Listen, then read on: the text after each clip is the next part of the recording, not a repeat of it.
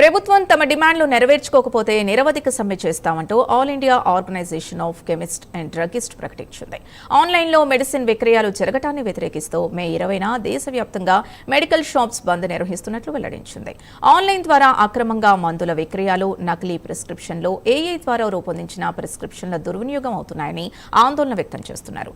ఇది ప్రజారోగ్య పరిరక్షణ కోసం చేపట్టిన ఉద్యమం అని అంటున్న all India organisation of chemist and druggist Hyderabad అధ్యక్షుడు శ్రీధర్తో మా ప్రతినిధి హరికృష్ణ ఫేస్ టు ఫేస్.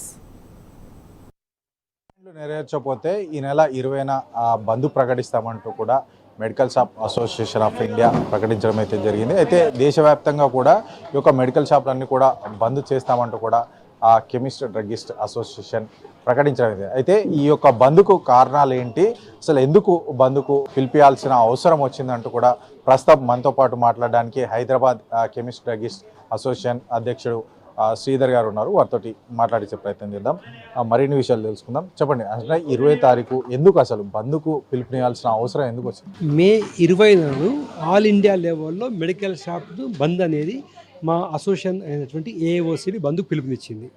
దీనికి ప్రధానమైన కారణాలు: ఒకటి, ప్రజల ఆరోగ్యాన్ని పణంగా పెడుతూ అధిక డిస్కౌంట్తో ఆన్లైన్ మెడికల్ షాపులు నడిపిస్తున్నారు. దీనికి కారణమైనటువంటి గవర్నమెంట్ వద్ద 2 జీవోలు ఉన్నాయి. ఆ 2 జీవోలు రద్దు చేయాలని మా యొక్క ప్రధానమైన డిమాండ్. ఈ డిమాండ్కి కారణాలు ఏంటంటే, ఆన్లైన్లో మెడిసిన్స్ ప్రిస్క్రిప్షన్ వాలిడేషన్ లేకుండా మత్తు మందు అలవాటు అయ్యే విధమైనటువంటి మందులు ఏవైతున్నాయో ఎక్కువ తెప్పించుకొని యువత మత్తులో జోగుతుంది.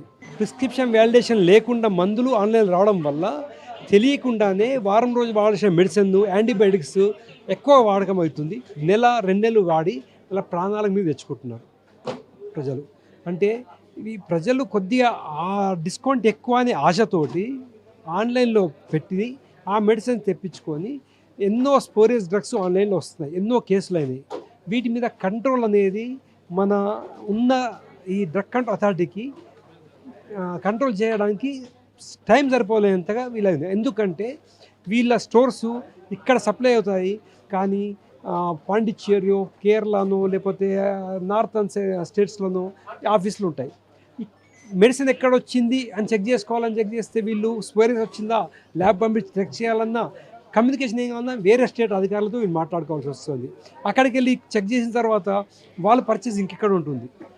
మొన్న రీసెంట్గా లెవీ పిల్లని దొరికింది మన దగ్గర. దీన్ని మూలాలు పట్టుకుందామని మన స్టేట్ అధికారులు 4 రాష్ట్రాలు తిరగాల్సి వచ్చింది. అంత కష్టపడితే కానీ దాని మూలాలు కనుక్కొని ఇది స్పోరియస్ అనే విషయం బయటపడింది.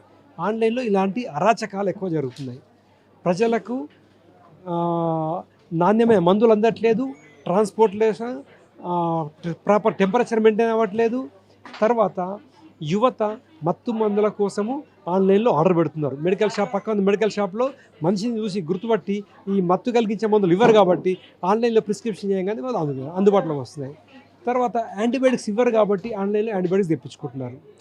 ఇవన్నీ కారణాలు. ప్రభుత్వం 2 జీవోలు ఇచ్చిందని చెప్తున్నారు. ప్రభుత్వానికి ఇవి మీరు చెప్పే విషయాలు ఏవి కూడా తెలియదు అంటారా? ప్రభుత్వం దృష్టికి ఈ విషయాలు ఏవి కూడా రాకుండానే జీవో ఇచ్చారంటారా?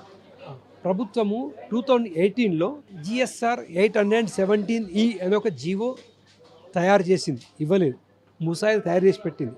దాంట్లో ఏముందంటే, ఆన్లైన్ సప్లై చేసే మెడిసిన్ షాప్ల కోసం లైసెన్సింగ్ సిస్టమ్ పెట్టారు. వాళ్ళు ఉన్న ఏరియాలో 30 డేస్ మించి మెడిసిన్స్ ఇవ్వకూడదు. యాంటీబయాటిక్స్ అలాంటివి అయితే 7 డేస్ మించి ఇవ్వకూడదు. వితిన్ రీజన్ 30 కిలోమీటర్స్ లోపలే ఇవ్వాలి. ఒకటి ఆ జీవో. రెండో జీవో, కరోనా టైంలో తాత్కాలిక ఉపశమనం కోసము 220E అనే ఒకటి తీసుకొచ్చారు.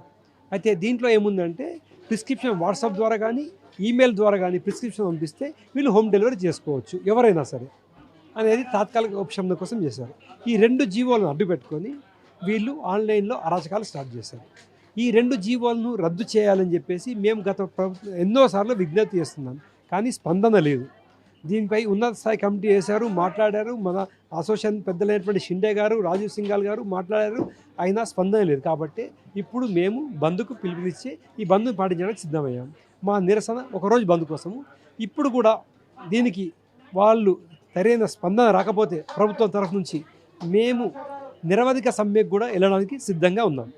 ఆన్లైన్లో మందుల విక్రయాలను మొత్తంగా కూడా నిరసిస్తూ కూడా ఈ యొక్క ఆన్లైన్ విక్రయాలు మొత్తంగా కూడా ప్రభుత్వం పూర్తిగా నిషేధించాలి. లేని నేపథ్యంలో కూడా మేమంతా కూడా పెద్ద ఎత్తున ఆందోళన చేస్తాము. ఏదైతే 20 తారీఖు బంద్ ప్రకటించడం జరిగింది. అయితే భవిష్యత్తులో ప్రభుత్వం దీనిపైన చర్యలు తీసుకోకపోతే మాత్రం ఖచ్చితంగా నిరోధక శ్రమ కూడా పోతామంటూ కూడా కెమిస్ట్ డ్రగ్గిస్ట్ మెడికల్ అసోసియేషన్ అయితే చెప్తున్న పరిస్థితి అయితే ఉంది. అత్యవసర పరిస్థితుల్లో మెడికల్ షాప్కి వచ్చి మందులు తీసుకుందాం అందరూ కూడా ప్రజలందరూ కూడా ఒక భారం పడనుంది. 20 తారీఖున ఖచ్చితంగా బంద్ నిర్వహిస్తాం. దేశవ్యాప్తంగా కూడా ఈ యొక్క బంద్ నిర్వహిస్తామంటూ కూడా వారు చెప్తున్న పరిస్థితి అయితే ఉంది.